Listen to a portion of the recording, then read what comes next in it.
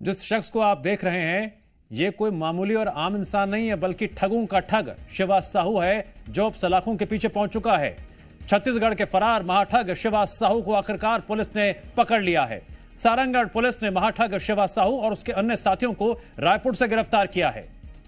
इन शातिर ठगों के खिलाफ करोड़ों रुपए की धोखाधड़ी करने का आरोप है। करोड़पति ठग शिवा साहू के लग्जरी गाड़ियों को भी पुलिस ने अपने कब्जे में ले लिया है।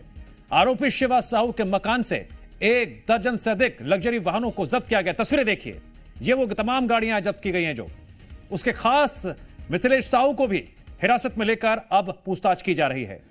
सर सीवा थाना प्रभारी का कहना है जल्द ही शिवा साहू को सारंगगढ़ लाया जाएगा। रायकोना गांव का शिवा साहू रातों रात करोड़पति बन गया था। आखिर कैसे, यह बड़ा सवाल है। आरोपी के पास लग्जरी वाहनों का काफिला है।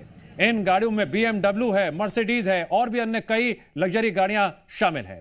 अब आपको शिवा साहू के अमीरी के पीछे का काला कारनामा बताते हैं।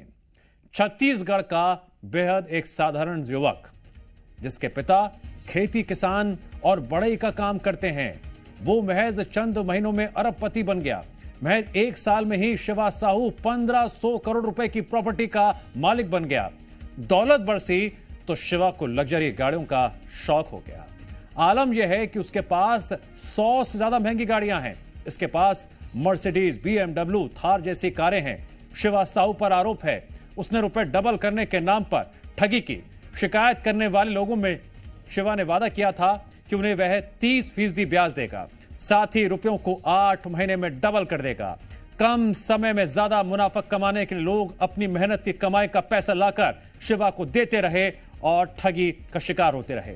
अनुमान यह लगाया जा रहा है शिवा महीने का 2 से 5 करोड़ रुपए सिर्फ ब्याज के मुनाफे से कमा लेता था।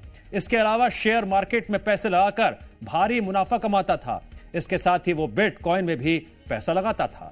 सारंगगढ़ इलाके में उसके कई एजेंट घूमते थे जो लोगों से रुपए निवेश करवाते थे। इस खबर पर और अधिक अपडेट लेंगे। गिरफ्तारी हो चुकी है, अभी क्या पूछताछ होगी, क्या सवाल है जिनके जवाब सामने आना बाकी है। गोविंद बारेट जुड़ गया हमारे साथ सारंगगढ़ से।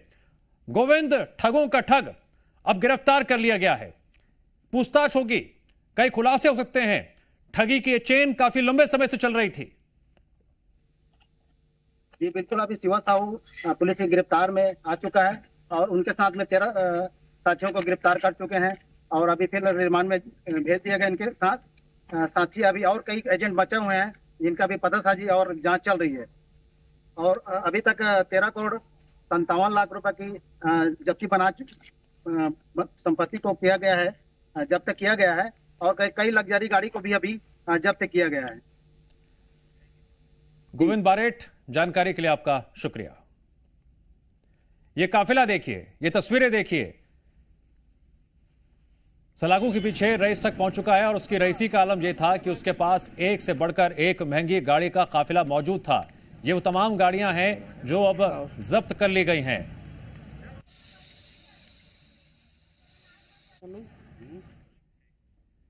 अब बात करते हैं नीट पेपर लीक मामले में अब तक का सबसे बड़ा खुलासा हुआ है और यह खुलासा हुआ है जी मीडिया की पड़ताल में।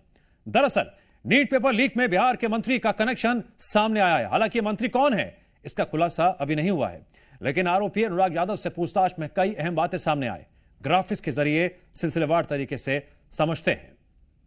NHAI के पटना गेस्ट हाउस के रजिस्टर के मुताबिक 4 मई को दोपहर 12:40 पर NHAI के गेस्ट हाउस पर अनुराग यादव नाम का छात्र अपनी मां रीना कुमारी के साथ पहुंचता है। इन दोनों को यहां पर नीट पेपर लीक केस में गिरफ्तार किया गया और सिकंदर यादवेंदु ने बुलाया था। दोनों को NHAI के गेस्ट हाउस में ठहराया गया। अनुराग यादव के रुकने के लिए एक मंत्री के लेटर हेड का बाकायदा इस्तेमाल किया गया। जानकारी के मुताबिक अनुराग और सिकंदर यादव रिश्तेदार हैं। गेस्ट हाउस पहुंचने के 4 घंटे बाद अनुराग लीक किए गए पेपर के जवाब रटने निकल गया था। अनुराग ने पुलिस के सामने माना है उसने जिन सवालों के जवाब रटे थे ठीक वही सवाल नीट परीक्षा में पूछे गए थे। सिकंदर यादवेंदु की भूमिका यह है कि वो नीट पेपर लीक करने वाले बाप बेटा गैंग के सदस्य अमित आनंद और नीतीश कुमार का साथी है। सिकंदर यादव बिहार सरकार में जूनियर इंजीनियर रहा है और पटना के दानापुर में तैनात था। मंत्री कनेक्शन सामने आने के बाद जी मीडिया के कुछ सवाल हैं जिनका जिक्र होना बहुत जरूरी है। सवाल नंबर 1 यह है कि आरोपी की मदद करने वाला मंत्री है कौन। दूसरा सवाल यह है मंत्री ने आरोपी की कैसे मदद की। और तीसरा सवाल यह है क्या मंत्री से भी पूछताछ की जाएगी। चौथा सवाल क्या नीट गड़बड़ी में मंत्री का कोई रोल है तो किस तरीके से है। नीट परीक्षा में धांधली का मामला बढ़ता ही जा रहा है। जी मीडिया लगातार इस मामले में देश भर के छात्रों की आवाज उठा रहा है। एक बार फिर आपको ग्राफिक्स के जरिए बताते हैं आखिर नीट में स्कैम के क्या क्या आरोप हैं।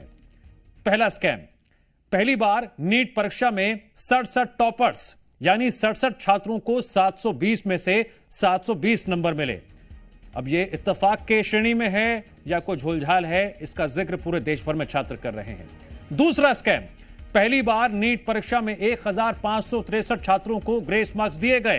पहले कभी ऐसा नहीं हुआ, वजह बताई गई समय की बर्बादी। तीसरा स्कैम, पैसे देकर मनपसंद सेंटर चुना गया। जी मीडिया ने बड़ा खुलासा कर बताया है किस तरह से गोधरा में सेंटर मैनिपुलेशन किया गया। हजारों किलोमीटर दूर के छात्रों ने 10 लाख रुपए देकर गोधरा का जय जलाराम सेंटर चुना था। चौथा स्कैम, पटना में पेपर लीक का आरोप। बिहार में 5 मई को परीक्षा वाले दिन ही पेपर लीक का आरोप लगा था। पुलिस ने इस मामले में कई लोगों को गिरफ्तार भी किया। वहीं मामले में बिहार पुलिस की ओर से दर्ज की गई एफआईआर में पेपर लीक का जिक्र किया भी गया है। नीट पेपर लीक, मंत्री मददगार, यह है बड़ा सवाल। अब बात करते हैं कि जो आगे की कार्रवाई हो रही है उसमें क्या क्या खुलासे हो रहे हैं। ईओयू की नोटिस पर आई छात्रा से बाकायदा पूछताछ हुई। दोनों छात्राओं से करीब 2 घंटे सवाल जवाब हुए। पूछताछ के बाद छात्राओं को छोड़ा गया। पूछताछ के लिए ईओयू इन्हें फिर बुला सकती है। नीट पेपर लीक मामले में ईओयू ने 2 कैंडिडेट से करीब 2 घंटे तक पूछताछ की। इस दौरान एजेंसी ने उनसे सॉल्वर गैंग के लोगों से संपर्क करने को लेकर सवाल किए। दोनों को दोबारा फिर पूछताछ के लिए बुलाया जा सकता है। ईओयू ने इन दोनों कैंडिडेट्स के साथ कुल 9 लोगों को नोटिस जारी कर पूछताछ के लिए बुलाया था। पूछताछ के दौरान दोनों ने अपने बारे में पूरी जानकारी दी।